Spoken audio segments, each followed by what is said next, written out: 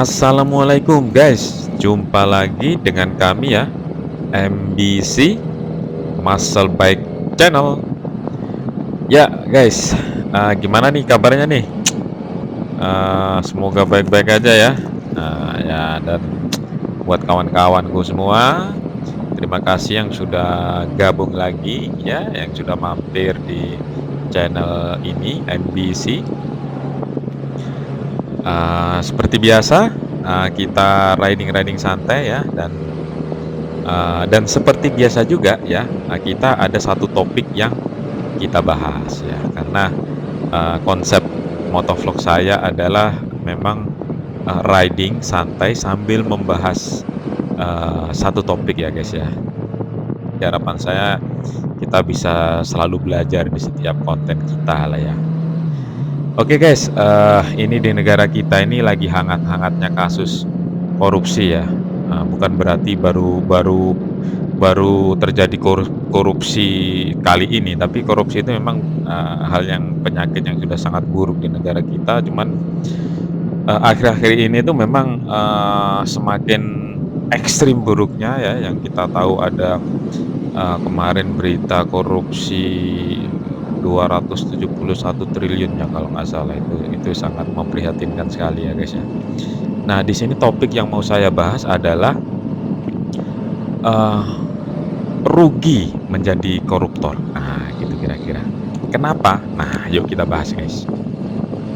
Gini guys, ya, kita sebagai manusia ya, hidup ini punya banyak sekali kebutuhan guys ya. Di samping kebutuhan spiritual kita, ada juga kebutuhan non spiritual. Misalnya kebutuhan material ya. Kalau kebutuhan spiritual, insya Allah kita tuh nggak banyak butuh materi guys ya. Yang penting ibadah ya, ibadah yang tekun, yang rajin. Walaupun ada ibadah-ibadah yang butuh materi, misalnya ibadah haji seperti itu guys ya. Tapi, mostly, kebutuhan yang non spiritual itu misalnya kayak kebutuhan material ya seperti namanya itu memang benar-benar membutuhkan sesuatu yang bersifat material gitu. Dan di zaman sekarang kebutuhan material itu sangat tergantung dengan uang guys, karena apa? Uang sebagai alat tukar yang sudah diakui di seluruh dunia itu membuatnya menjadi, alat yang memang sangat dibutuhkan untuk memenuhi kebutuhan manusia. Nah, koruptor. Nah, koruptor itu adalah orang yang mengambil hak orang lain secara curang gitu ya. Ada macam-macam sebenarnya yang mengambil hak orang lain secara curang. Ada pencuri, penjamret, pencopet, perampok, tapi ada juga yang namanya koruptor, guys. Nah, koruptor itu biasanya berurusan dengan menyalahgunakan wewenang atau kekuasaan. Nah, gitulah ya guys ya. Istilahnya penjahat kerah putih ya. Nah, kenapa orang-orang yang memiliki wewenang ini menyalahgunakan kekuasaannya? Ya, koruptor-koruptor ini adalah orang-orang yang ingin, memperoleh uang yang banyak dengan menyalahgunakan kekuasaan untuk apa? Untuk memenuhi kebutuhannya, guys. Nah, untuk memenuhi kebutuhannya. Kemudian kenapa? Nah, sini penting. Kenapa saya bilang itu rugi? Jadi gini, guys. Setelah kebutuhan kita sebagai manusia terpenuhi, itu ada satu kebutuhan lagi guys yang orang apapun profesinya, apapun pekerjaannya, apapun aktivitasnya, ujung-ujungnya ada satu guys yang akan dikejar. Apa itu? Kalau untuk urusan dunia, pasti mereka pengen hidup bahagia, ya kan? Kalau untuk urusan akhirat, kalau kita muslim ya kita ingin masuk surga, gitu kan? Nah, kita di sini ngomongnya untuk kebutuhan dunia dulu guys ya. Jadi kita setelah semuanya terpenuhi guys, itu kita mencari satu hal, kita butuh bahagia, gitu kan ya. Nah, di dalam bahagia itu, yang pasti ada kebahagiaan itu sendiri, ada ketenangan hidup, ada kedamaian batin, ya, ada ketenangan pikiran, nah, ya kan. Nah, masalah utama dari seorang koruptor guys, dia tidak akan bisa menemukan kebahagiaan. Kenapa? Karena begini guys, dari caranya memperoleh uang itu sudah dengan cara yang jahat. Ya, kalau yang kita percayai ya bahwa apa harta yang tidak diperoleh dengan cara yang baik itu hartanya tetap dapat dengan cara yang tidak baik, tapi ada yang dia tidak dapat bersama harta itu. Apa? Keberkahan, ya. Jadi harta dia tidak akan berkah. Nah, harta yang tidak berkah ini nanti kalau digunakan untuk memenuhi kebutuhannya, itu tidak akan membawa kebahagiaan, guys.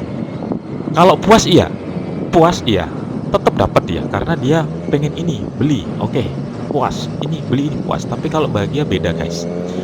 Bahagia itu beberapa level di atas yang namanya puas. Kalau puas itu lebih cenderung ke nafsu.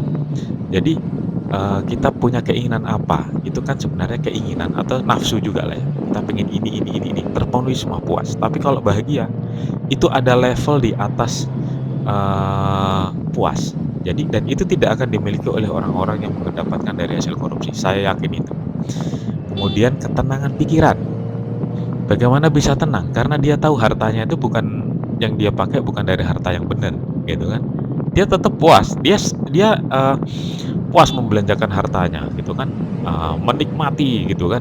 Tapi yang namanya bahagia, ketenangan batin, ketenangan pikiran, itu tidak akan didapatkan. Padahal apa? Padahal kebahagiaan, ketenangan batin, ketenangan pikiran, itu adalah nanti satu muara yang semua orang, apapun profesinya, semua kita akan menuju mencari hal yang namanya kebahagiaan. Kemudian untuk sisi spiritual kita, guys, ya, sisi spiritual kita. Seorang koruptor yang memenuhi makanannya, piring nasinya dengan makanan dari hasil korupsi yang mana itu uang haram. Saya tanya sekarang, dimakan, diminum akan menjadi apa? Akan menjadi darah yang terbentuk dari material yang haram. Nah, material yang haram ini, darah yang dibentuk dari material haram ini akan tersirkulasikan ke seluruh tubuh. Kemudian dari situ akan membentuk organ-organ tubuh kita, ya. Salah satunya adalah otak. Nah, otak yang terbentuk atau dibangun dari barang-barang haram, kira-kira bisa nggak digunakan untuk berpikir untuk beribadah kepada Allah gitu kan? Gimana ceritanya? Nah, sedangkan spiritualitas kita itu kita diajarkan untuk kalau makanan ya makan yang halal, ya. Kalau misalnya melakukan sesuatu, lakukan secara ikhlas, ya. Beribadah hanya karena Allah. Sementara makanan yang haram membentuk otak yang dibentuk dari material yang haram, apa iya bisa digunakan untuk mikir secara jernih, digunakan untuk beribadah secara khusyuk? Saya tidak yakin, saya cenderung tidak percaya, ya. Pasti urusannya sudah beda. Pasti pikiran itu akan menolak karena apa? Memang nggak cocok yang buruk dengan yang haram. Yang haram digunakan untuk melakukan yang halal, itu nggak akan ketemu. Otak dari hasil barang-barang haram, dari hasil makan makanan yang haram digunakan untuk memikirkan ibadah, menurut saya nggak ketemu rumusnya, nggak akan ketemu. Ya, walaupun kita akui ya, tetap aja semua bisa terjadi. Kalau Allah berkehendak memberikan hidayah, meskipun otak hasil koruptor tetap akan mendapatkan hidayah. Kalau Allah sudah berkehendak, dia akan menjadi orang yang baik. Tetapi hidayah itu adalah haknya Allah, guys. Jadi kalau saya tidak mau memasuki area sana, itu biar Allah yang menentukan takdir kita.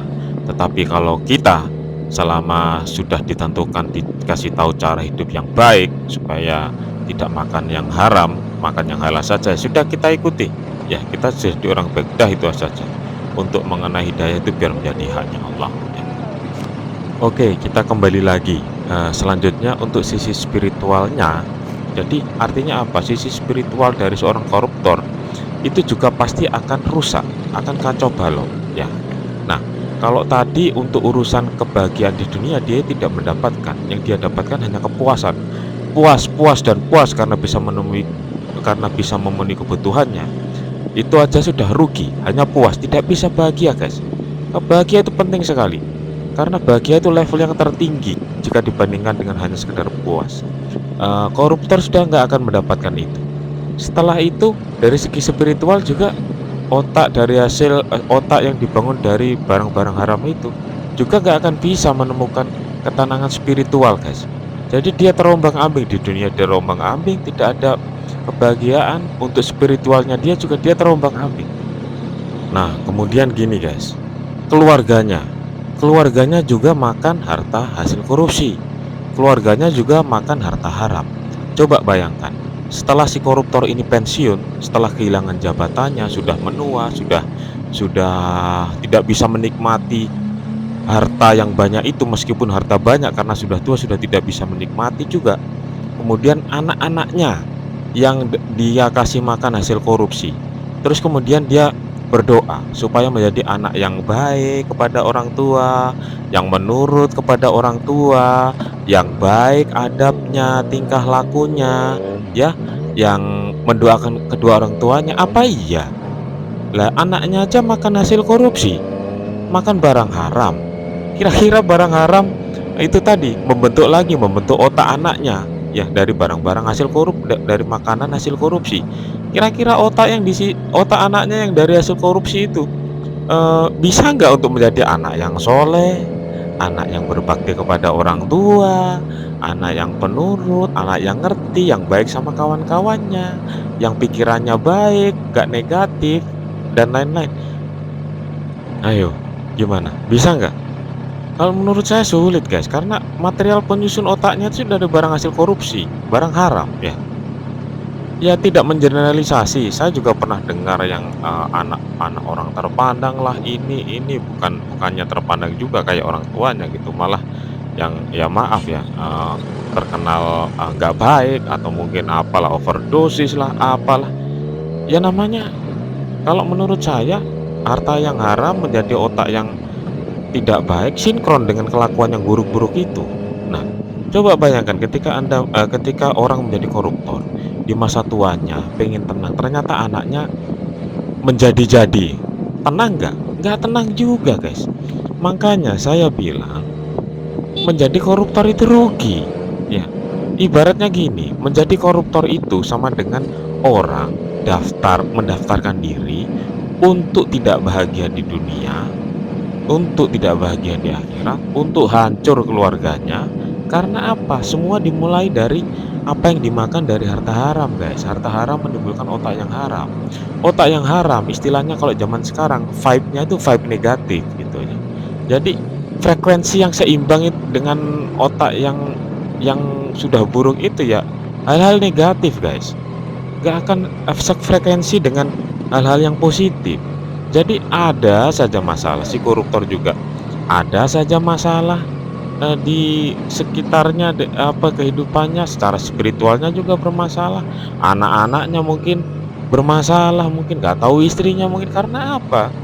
Sesuatu yang buruk itu satu frekuensi dengan hal yang buruk-buruk juga, artinya akan mengundang hal-hal yang buruk, guys. Ya, jadi yuk kita semua ya kawan-kawanku ya di Muscle Baik Channel ini, jangan sampai kita melakukan korupsi. Kita harus jauhi yang namanya korupsi. Kita lawan korupsi. Kalau misalnya kita tidak mau melawan, kita jangan sampai melakukan korupsi. Kalau misalnya kita kerja di tempat yang lingkungannya korupsi, cari tempat lain, guys. Jangan sampai kita dalam tanda kutip terpaksa, ya gimana sistemnya sudah gini gini. Cari yang lain, guys. Ya Allah, rezeki itu di mana-mana. Tempat pekerjaan itu banyak, guys. Ya, jadi jangan beralasan, "Oh, gimana dong, udahlah, udah tempat kerjanya nggak bagus, mendukung korupsi, udah keluar saja." Ya. Oke guys, yuk kita hidup dengan semangat positif, jangan melakukan korupsi, ya, kita jauhi sejauh-jauhnya. Ya, kayaknya sampai di sini saja guys pertemuan kita, sampai jumpa lagi ya di video-video selanjutnya. Terima kasih, selamat pagi, selamat hari libur.